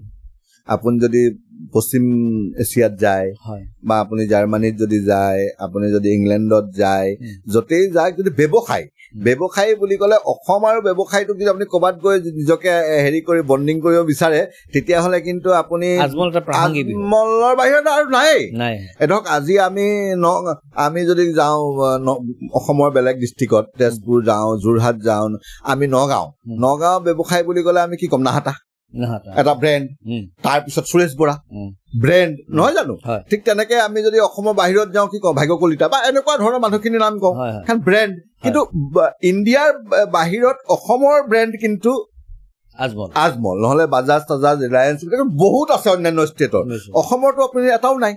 আৰু পৃথিৱীৰ 52খন দেশত তেওঁলোকৰ ব্যৱসায় আছে। সেইটোতো তাৰপিছত তেওঁলোকৰ ধৰ্মীয় এটা কথা আছে, তেওঁলোকে হেৰি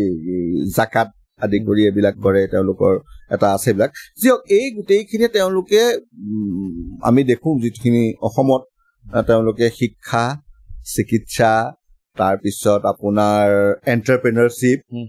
এইখিনিত কিন্তু তেওঁলোকে এখন চৰকাৰৰ সমানেই ৰেগুলাৰ কাম কৰি আছে।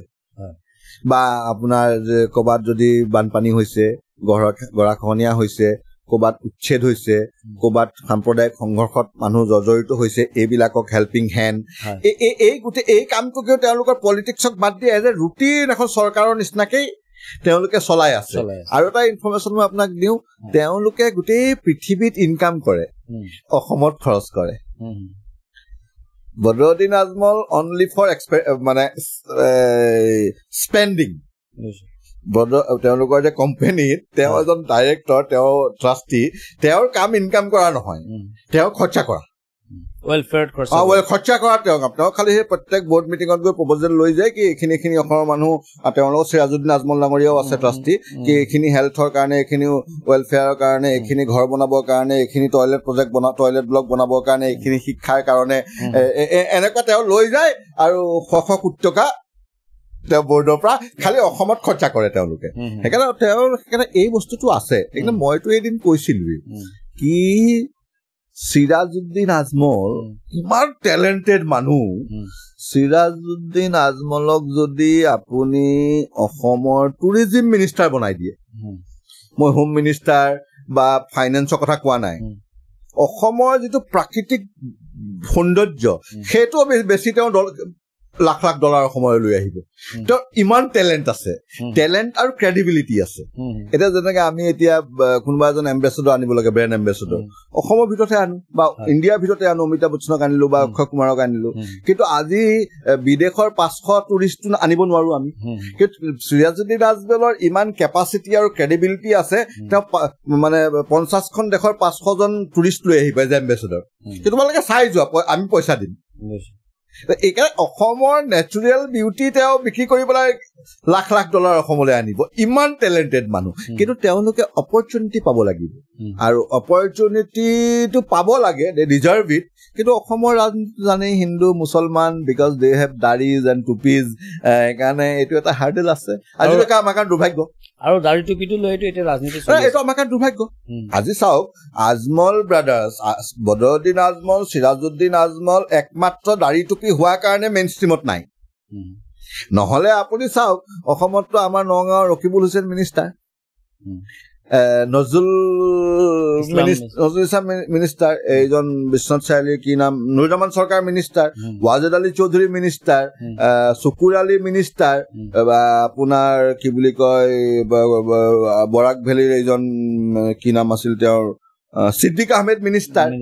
কিমান ৰচিদুল হক মিনিষ্টাৰ। অসমত মুছলমান মিনিষ্টাৰ যিমান হৈছে, আপুনি সকলোৰে কোৱালিটি চাওক আৰু আজমলৰ কোৱালিটি চাওক, মানে তুলনাই নহয়, আকাশ পাতাল। কিন্তু এইকেইজন মানুহ, কাৰণ তেওঁলোকে ডাইৰেক্ট পলিটিক্সত আছে,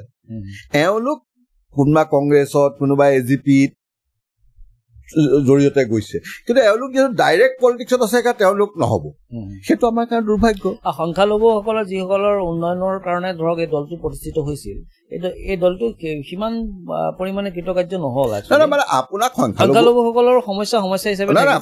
বাঢ়িলে মানে চাওক, মই আপোনাক কওঁ, আপুনি যদি এটা বস্তু চাব,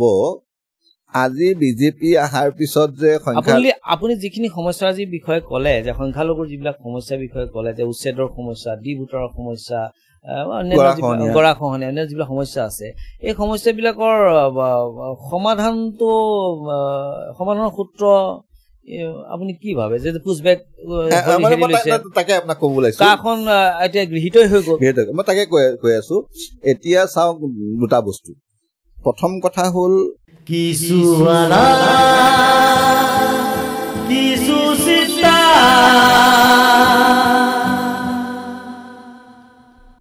এতিয়া আমি একদম ডাইৰেক্ট দেখি আছো কি বিজেপি চৰকাৰে মুছলমানৰ ওপৰত দেখকে অত্যাচাৰ কৰি আছে। যিকোনো আমাৰ ধৰক আমাৰ মুখ্যমন্ত্ৰীজনৰ বিভিন্ন অত্যাচাৰ কৰি আছে, উচ্ছেদ কৰিছে বা যি কৰিছে, পুছবেক কৰিছে, বা পুছবেক এটা বেলেগ কথা, বিষয় এইখিনি কৰি আছে। কিন্তু ইণ্টাৰেষ্টিং কথা আপোনাক মই কওঁ, মুছলমানৰ বিৰুদ্ধে এইখিনি কাম কৰিবৰ কাৰণে কিন্তু বিজেপিয়ে এটা আইন বনোৱা নাই, জানেন নাই আপুনি? Not a single act. যিখিনি এক্টৰ ওপৰত বিজেপিয়ে কাম কৰি আছে এই গোটেইখিনি কংগ্ৰেছে বনোৱা। কংগ্ৰেছে যদি পতা দিয়াহেঁতেন, কংগ্ৰেছে গাঁও পাতি দিলে, স্কুল খুলিলে, তাত হস্পিটেল খুলিলে, আপোনাৰ মোৰ গভৰ্ণমেণ্টৰ টেক্স পেয়াৰৰ পইচা খৰচা কৰি তেওঁলোকক এষ্টাব্লিছ কৰিলে, ভাল কথা। কিন্তু তেওঁলোকক পাত্তা নিদিলে, বা তেওঁলোকক এই যিখন যে আপোনাৰ মই ক'লো ইণ্টাৰনেল ডিছপ্লেচমেণ্ট চাৰ্টিফিকেট, কি অমুক জিলাৰ অমুক চাৰ্কুলৰ অমুক গাঁৱৰ অমুক কিচামতৰ অমুক মানুহজনে ইমান বিঘা মাটি তেওঁৰ গৰাখহনীয়াত যোৱাটো হয়, আৰু তেওঁক আমি সেই ইণ্টাৰনেল ডিছপ্লেচমেণ্ট কিন্তু ইয়াৰ পৰা যাবগৈ লাগিব, সেই চাৰ্টিফিকেটখন নিদিলে। আজি মই আপোনাক কওঁ, আজি যে আপাৰ আছামত যে গৈ পেলাই যে আমাৰ যিখিনি মমনচিঙীয়া মানুহ, মুছলিম মানুহ গৈ পেলাই তাততো কিবা মেজিষ্ট্ৰেটৰ চাকৰি কৰে নেকি? কিবা দোকানৰ স্বত্বাধিকাৰী নেকি? তেওঁলোকে একদম তলৰ যিখিনি কাম তাৰ মানুহে নকৰে, সেইখিনিহে কৰে। কোনোবা মানুহ চখত যাব নেকি? বাচন ধুবলৈ, হোটেলৰ বাচন ধুবলৈ তাত গৈ পেলাই শ্ৰমিক চখত কৰিব নেকি? নকৰে, কাৰণ উপায় নাই, কাৰণ তেওঁলোক আৰু ইয়াত তেওঁলোকৰ অসুবিধা আছে, তেওঁলোকৰ মাটি নাই, হেৰি নাই, সেইকাৰণে। আৰু যিটো আপুনি পুছবেক,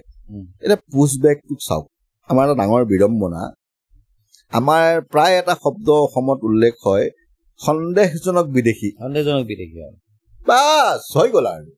আপুনি যদি সন্দেহজনক বিদেশীটো মুখেৰে কৈ দিলে তাৰমানে আপোনাৰ হাতখন মাফ। কিন্তু প্ৰভাইডেড অসমৰ মানুহজন আলী হুছেইন এনেকুৱা কিবা হ'ব লাগিব। এতিয়া ভাৰতটো এখন ল এষ্টাব্লিছ ডেমক্ৰেচি নহয় জানো? আৰু গোটেই পৃথিৱীয়ে স্বীকৃতি দি আছে নহয়, দশক জুৰি পৃথিৱীয়ে ভাৰতক স্বীকৃতি দি আছে। সেইদিনাখন বাংলাদেশ ভাৰতে বনোৱা। এতিয়া ভাৰতৰ আইনে এজনক স্বীকৃতি দিলে তেওঁ বিদেশী বুলি, বাংলাদেশে ল'ব নলয়। হেভ টু, বাংলাদেশ ল'বলৈ বাধ্য। বাংলাদেশে না ক'ব নোৱাৰে। কিয় পুছবেক কৰিব লাগে? কথাখিনি পাতিলেই হ'ল সেই লেভেলত, প্ৰধানমন্ত্ৰী লেভেলত, বৈদেশিক লেভেলত। মই কৈ আছো মানে এই যে এটা দুমুখীয়া নীতি, এই ইছ্যুটো মানে জিন্দা থাকিব। নাই এই যে ক'লে ইমান মে'ত তালি টোপোলা বান্ধিব লাগিব। তাৰ পিছত তেওঁ প্ৰধানমন্ত্ৰী হোৱাৰ পিছত, মানে মই এতিয়াতো বাদ দিছো, এতিয়াতো যোৱা নাই, তেওঁ কমচে কম 6-7 বাৰ বাংলাদেশ গ'ল। এবাৰ আলোচনা, শ্বেখ হাছিনা কমচে কম 6-7 বাৰ আহিল। আলোচনা বাদ দিয়ক, এজেণ্ডাতেই নাই। এই কাৰণেই নাই, কাৰণ তেওঁলোকে জানে এওঁলোক বিদেশী নহয়। কংগ্ৰেছে এই মানুহখিনিক ৰিলিজ কৰি দিব নিবিচাৰে। কি এজিপি আহিব তহঁতক খেদি দিব, মোক ভোট দে। বিজেপি আহিব তহঁতক খেদি দিব, মোক ভোট দে। কংগ্ৰেছে এই মানুহখিনিক এই বিদেশী তৰোৱালখন যাতে লটকি থাকিলেহে ভয় খাই থাকিব, ভয় খালেহে আমাক ভোট দিব। সেই কাৰণে বিজেপি, এজিপি, জাতীয়তাবাদী দলটো বাদ দিয়ক, কংগ্ৰেছে ইছ্যুটো শেষ হোৱা নিবিচাৰে। আপোনাৰ জৰিয়তে আমাৰ দৰ্শক শ্ৰোতাবৃন্দই এই যিটো আমাৰ হিষ্টৰিকেল ফেক্ট কিছুমান গম পাব, আৰু তেওঁলোকে এইটো বিচাৰ কৰিব যে একচুৱেল যে প্ৰত্যেকটো পলিটিকেল দলেই এই ইছ্যুবিলাক জীয়াই থকাটো বিচাৰে, কাৰণ ৰাজনীতি কৰিব লাগিব। আৰু ৰাজনীতিৰ যিটো ষ্টেণ্ডাৰ্ড অফ পলিটিক্সটো যথেষ্ট নিম্নগামী হৈছে আজিৰ তাৰিখত। যথেষ্ট মানে কি আৰু নায়েই। ভ্যালু বেস পলিটিক্স টু আপুনি যেটো 35 ইয়াৰ্স হল আপোনাৰ পলিটিক্যাল জাৰ্নিত আপুনি ধৰক মানে কি দেখিছে অসমৰ ভৱিষ্যত অসমৰ উন্নয়ন গ্ৰাম্য অৰ্থনীতিৰ বিষয়ে আমি পাতি আছিলো আমি এখিনতে আমাৰ দৰ্শক শ্ৰোতাবৃন্দৰ কাৰণে আমি কওঁ যে থলুৱা গোপালকৰ দ্বাৰা উৎপাদিত এটি ব্ৰ্যান্ড মিল্কো ফ্ৰেছ ইতিমধ্যে আমাৰ বজাৰত আহিছে এই সৰু এডটো এবাৰ চাই আপোন জনলে আপোন ঘৰলে সঁচা মৰম সঁচা হোৱা Milko fresh Milko fresh Milko fresh Milko fresh Milko fresh সদায় আপোনজনৰ কাষত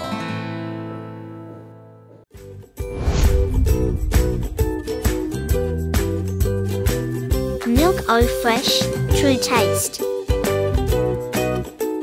Milk All Fresh, true taste.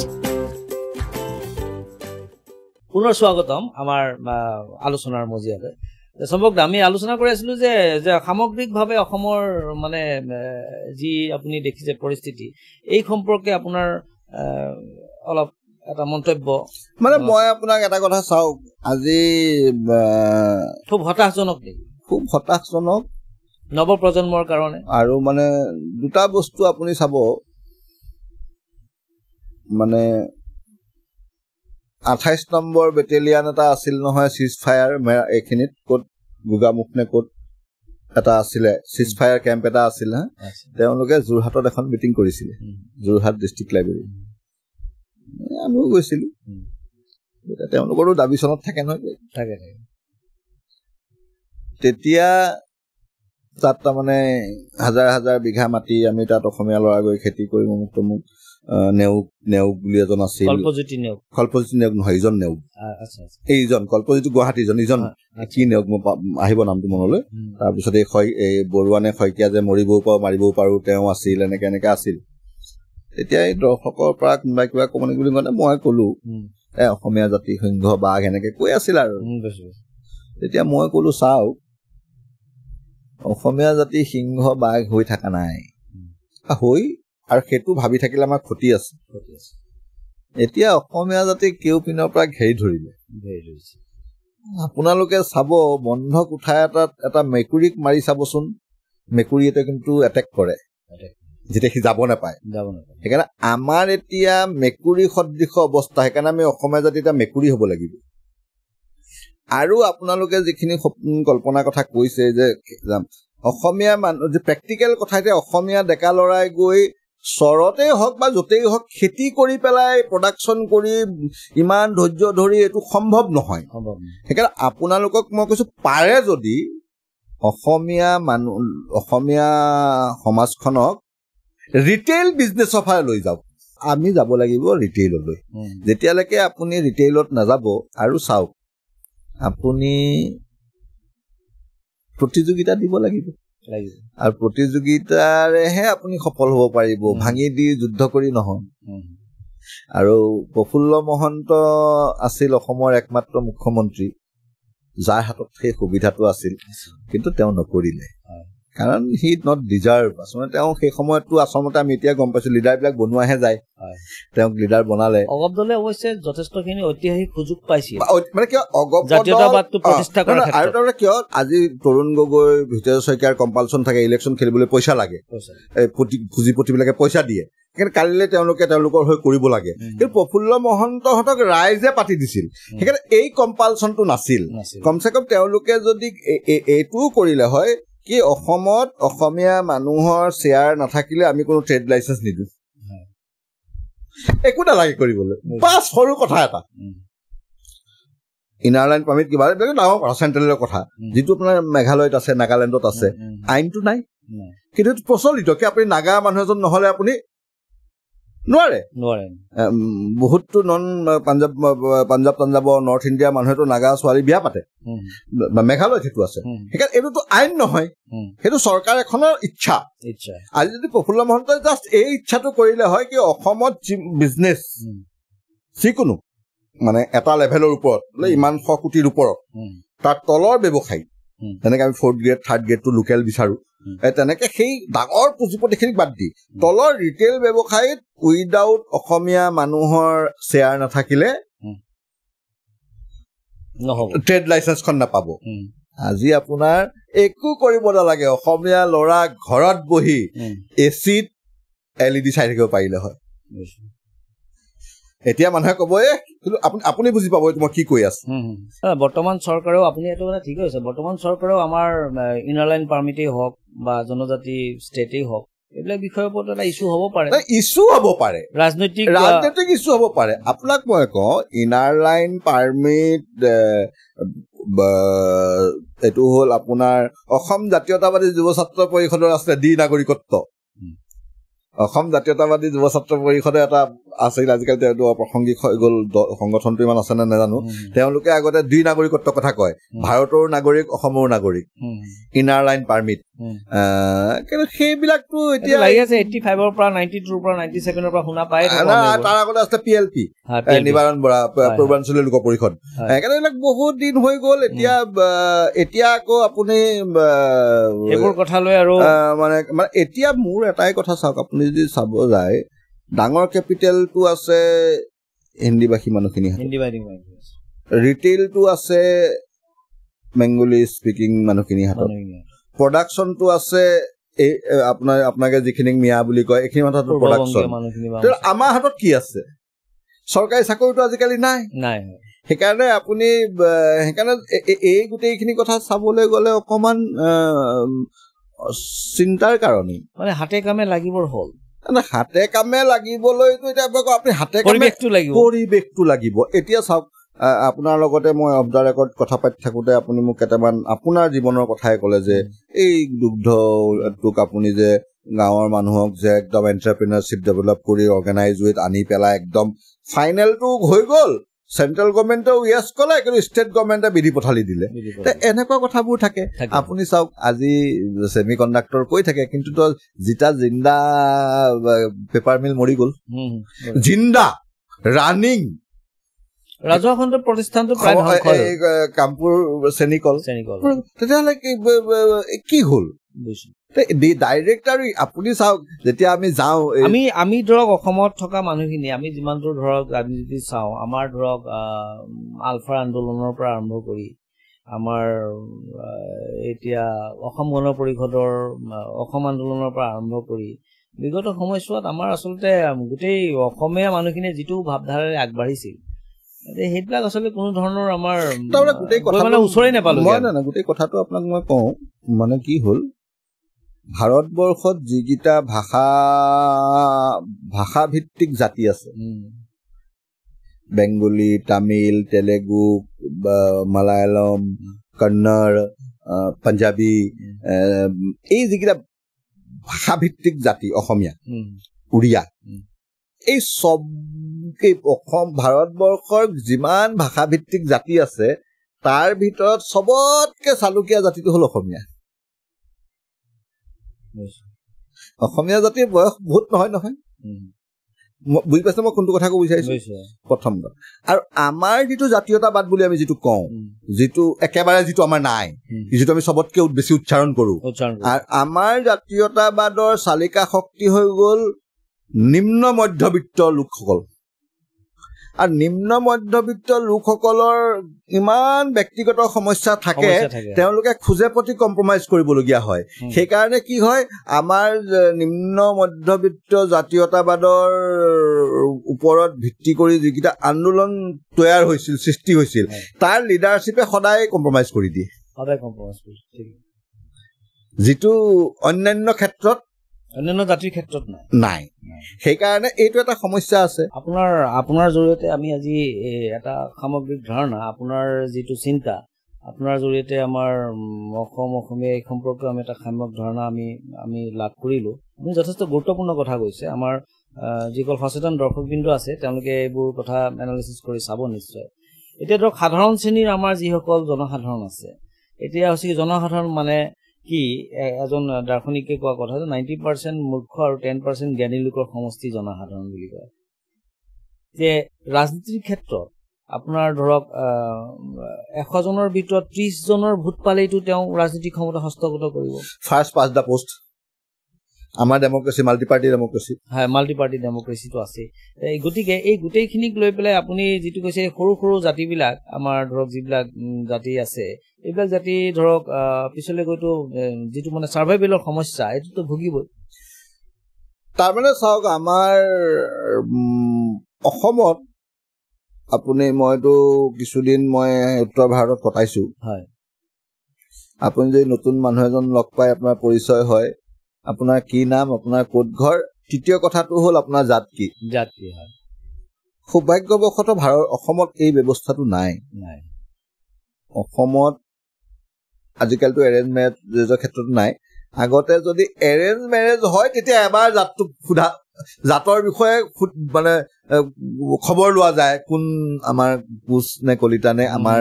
কি জাতি মানুহ তাকো এৰেঞ্জ মেৰেজ হলেহে আৰু আজিকালি এৰেঞ্জ মেৰেজৰ ক্ষেত্ৰতো মানুহে এইটো হ'ব আজিকালি এইটো জাত অসমত জাত কাষ্টটো প্ৰাসংগিকেই নহয় এইটো ভাল কথা সেইকাৰণে আমি কৈছো কি ৰিপ্ৰেজেন্টেশ্যনটো হৈয়ে আছে ক'বাত 19-20 নহলে বাই এণ্ড লাৰ্জ আপোনাৰ ৰিপ্ৰেজেন্টেশ্যনটো হৈয়ে আছে কিন্তু এই ৰিপ্ৰেজেন্টেশ্যনে এই চিষ্টেমত কি কৰি আছে সেইকাৰণে আপুনি যোৱা 70 বছৰ ভাৰত স্বাধীন হোৱা 70 বছৰ হ'ল 70 বছৰ ৰিজাৰ্ভেশ্যন আছে অন্যান্য হেৰিবিলাক আছে চিট ৰিজাৰ্ভ আছে এই গোটেইখিনি যদি আপুনি ডাটা উলিয়াই আপুনি আকৌ সেই ৰিজাৰ্ভেশ্যনৰ ফেচিলিটি পোৱা মানুহখিনি এটা সেকশন হৈ গ'ল আৰু কৰবাত নহয় কৰবাত আপুনি দেখিব তেওঁলোকেহে এক্সপ্লইট কৰি আছে তেওঁলোকৰ মানুহখিনিকেই এই মানুহখিনিয়ে সাংবিধানিক প্ৰদত্ত ৰিজাৰ্ভেশ্যনৰ ফেচিলিটি লৈ তোমালোকক এখন ওপৰলৈ গ'ল আৰু তোমালোকে এটা চিষ্টেম বনি গলা আৰু বনি পেলাই সেই ক্ৰনিখিনিৰ লগত তোমালোকে এলায়েন্স কৰি এই মানুহখিনিক তোমালোকে এক্সপ্লইট কৰি আছা তেওঁলোকক কৰি আছা সেইকাৰণে আপোনাৰ এইটো ফেক্ট সেইকাৰণে এতিয়া আপোনাক মানে মই এইটো কথা ক'ব বিচাৰিছো এতিয়া সেইকাৰণে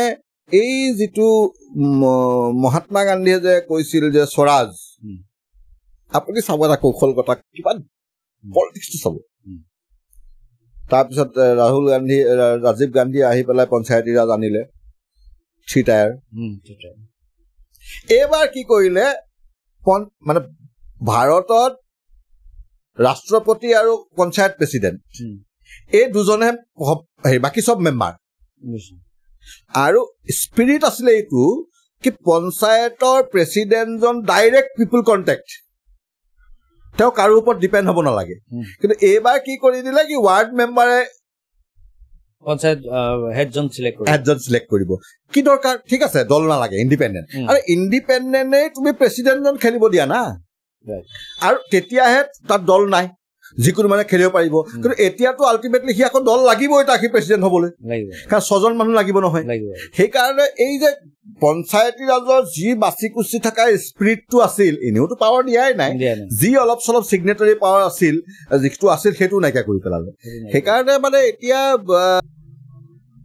একদম যিসকল আমাৰ গাঁৱত আছে বা মফচলত আছে যিসকল উদ্যমী আছে তেওঁলোকে নিজেই বেংকৰ লগত হেৰি কৰি ফাইনেন্সিয়েল হেৰিৰ লগত প্ৰয়োগ কৰি এই জাতীয়তাবাদী হিন্দুত্ববাদী ৰাষ্ট্ৰীয়তাবাদী জিন্দাবাদ মুৰ্দাবাদৰ পৰা কিছুদিন আঁতৰি এবাৰ নিজকে ফাইনেন্সিয়েলি যদি এষ্টাব্লিছ কৰি নলয় তেতিয়াহ'লে কিন্তু অহা দিনত ধৰ্ম ৰক্ষা কৰিবলৈও ধন লাগে তেতিয়াহ'লে কিন্তু আমাৰ ধনৰ অভাৱত আমাৰ যিটো আমাৰ ধৰ্ম সেই ধৰ্মটো ৰক্ষা কৰাৰ অসুবিধা হ'ব প্ৰিয় শ্ৰোতা দৰ্শকবৃন্দ আমি আজি আমাৰ সম্পৰ্ক কলিতা দলৰ লগত আমি যথেষ্টখিনি সামাজিক আৰু ৰাজনীতিক বিষয়ত আমি কথা বতৰা পাতিলো আৰু আমি এইটো অনুভৱ কৰিলো যে আমাৰ এই আলাপ আৰু চিন্তাত আমাৰ এটা কথা অন্তত ওলাই আহিছে যে তেওঁৰ যিটো সূক্ষ্ম যিটো দৃষ্টিকোণ যে প্ৰত্যেকটো বিষয়ৰ ওপৰত কি সঁচাকৈ আমাৰ নৱপ্ৰজন্মৰ কাৰণে খুব জৰুৰী আপোনাৰ কথাখিনি গতিকে আমি ভাবো যে আমাৰ মাধ্যমৰ জৰিয়তে আপোনাৰ এই কথাখিনিয়ে আমাৰ যথেষ্ট নৱপ্ৰজন্মক বা আমাৰ জনসাধাৰণক উৎসাহিত কৰিব কথা আৰু বহুত পাতিবলগীয়া আছিল দাদা সময়ৰ যিহেতু আমাৰ কথা আছে আহিবলগীয়া সময়ত আমি আমাৰ আৰু অন্যান্য ধেৰ বিষয় আছে এইবিলাকৰ বিষয়ৰ পৰা পাতিম ভাৰতবৰ্ষৰ বিভিন্ন বিষয়ৰ ওপৰত কথা পাতিম, পৃথিৱীৰ বিভিন্ন বিষয়ৰ ওপৰতো আপোনাৰ জৰিয়তে আমি কথা পাতিম আৰু সেই বিষয়বিলাক আমি আমাৰ দৰ্শক শ্ৰোতাবৃন্দৰ ওচৰত লৈ যাম। আজি মুঠতে এইটোৱে কথা আমাৰ ওলাই আহিল যে আমাৰ যেহেতু এটা জাতি জীয়াই থাকিবলৈ হলে, আমাৰ এটা জাতি আগবাঢ়ি যাবলৈ হলে অৰ্থৰ প্ৰয়োজন আছে, সংস্কৃতিটো আগুৱাই নিব হলে অৰ্থৰ প্ৰয়োজন আছে। আৰু অৰ্থ সম্পৰ্কে অৱশ্যে আমাৰ ইয়াত যথেষ্টখিনি গুণী জ্ঞানী ব্যক্তি ডক্টৰ ভূপেন হাজৰিকাকে আৰম্ভ কৰি বিভিন্নজনে তেওঁলোকৰ সৃষ্টিৰাজিৰ মাধ্যমেৰে অসমীয়া জাতিক সতৰ্কবাণী শুনাই থৈ যোৱাই নহয়, ৰাস্তাটো দেখুৱাই থৈ গৈছে। অৱশ্যে যেনেকে এইখিনিতে ধৰক মোটামুটি কথা এইখিনিয়ে যে পথাৰত ধান আনিব লাগিব, পুখুৰীত মাছ আনিব লাগিব, গোহালিত গাখীৰ বহাব পাৰিব লাগিব। নৱযুগে তেহে কব পাৰিব আমি অসমীয়া নহয় দুখীয়া, আমি অসমীয়া কিহৰ দুখীয়া, নহয় জানো দাদা? গতিকে এইটো সময় আমি মিলা প্ৰীতিৰে আমি কিদৰে থাকি, পলিটিচিয়ানেটো পলিটিক্স কৰিবই, গায়কে যিদৰে গান গাব, নাট্যকাৰে যিদৰে নাটক লিখিব, ৰাজনীতিবিদসকলে সদায় ৰাজনীতি কৰাৰ চেষ্টা কৰিব। আৰু তাৰেই মানে পটভূমিত বিভিন্ন ধৰণৰ জ্বলন্ত সমস্যাসমূহো তেওঁলোকে জ্বলন্তভাৱে ৰখাৰ চেষ্টা কৰি থাকিবই। এইটো ক্ষেত্ৰত বৰ্তমান সময়খিনি যথেষ্ট জটিল সন্ধিক্ষণত আমি আছো। আমি আশা ৰাখিম যে অনাগত সময়ত এইবিলাকৰ যাতে এটা চিন্তাধাৰা এটা উদিত হয় নতুন ধৰণেৰে, আৰু আমি আহিবলগীয়া সময়ত আমাৰ চম্পক কলিতা দাদাক পুনৰ আমাৰ মঞ্চত লগ পাম। আপোনাক অশেষ ধন্যবাদ জনাইছো যে আপোনাৰে ইমান কষ্ট কৰি আমাৰ মাজত এইখিনি সময় দিলে। আৰু আমাৰ যিটো প্ৰচেষ্টা, আমি আমাৰ আলাপৰ জৰিয়তে আমি কিছু চিন্তাৰ খোৰাক যদি আমাৰ শ্ৰোতা দৰ্শকবৃন্দৰ ওচৰত লৈ যাব পাৰো, আৰু মই যথেষ্ট আশাবাদী যে আপোনাৰ লগত হোৱা এই আলোচনাটোৰ জৰিয়তে আমাৰ দৰ্শক শ্ৰোতাবৃন্দই নিশ্চিতৰূপে যথেষ্ট নতুন কিছু জ্ঞান আৰ্জিবলৈ সক্ষম হৈছে। মই এইখিনিতে এটা কথা কওঁ, এতিয়া গোটেই আপুনি ৰাজনীতি কৰিব, ৰাজনীতিক দলে কৰিবই, কিন্তু আল্টিমেটলি ৰাজনীতিয়ে নেৰেটিভ ছেট কৰে। আৰু আমি এতিয়া নৱপ্ৰজন্ম উদ্যমীখিনিয়ে এনেকুৱা এটা পৰিৱেশ সৃষ্টি কৰিব লাগিব যাতে ৰাজনৈতিক দল বাধ্য হয় আমাৰ ফেভাৰৰ নেৰেটিভটো ৰাজনীতি কৰিবলৈ। এইটোহে আমাৰ দায়িত্ব। নহলে তেওঁলোকে, কাৰণ আজিকালিতো আপুনি, মই সাংবাদিকতাৰ ক্ষেত্ৰতে কৈছো, ৰিপৰ্টিংটোতো উঠি গ'ল। আজিকালি আপুনি চাব, এটা নিউজ কব, তাৰপিছত চিৰিয়ে দৌৰি গৈ আৰু এটা নিউজ কব। তাৰমানে মই ভাবো কি এই নিউজটো ইয়াত কব নোৱাৰে নেকি? তাৰমানে সেইকাৰণে কৈছো সেই নেৰেটিভটো যাতে আমি সৃষ্টি কৰিব পাৰো আৰু ৰাজনৈতিক দল বাধ্য হয় আমাৰ মতে ৰাজনীতি কৰিবলৈ, এই পৰিৱেশটো আমি কৰিব লাগিব। নিশ্চয় নিশ্চয়। গতিকে আমাৰ মানে সদশেষত যে জাগা জাগা ডেকা অসমীয়া আৰু তোমালোক শুই নাথাকিবা, তোমালোকৰ হাততে এই জাতি, তোমালোকৰ হাততেই এই ৰসাল মাটি, চিলাৰাই লাচিত জ্যোতি, ৰাভাৰে তুমি উজ্বল অসমীক, শংকৰ আজানৰ বাণী বুকুত লোৱা বান্ধি। গতিকে এইখিনিকে কলো, আৰু আগন্তুক সময়ত আমি চম্পক কলিতা দাদাক পুনৰ লগ পাম। আজিলৈ দাদা নমস্কাৰ।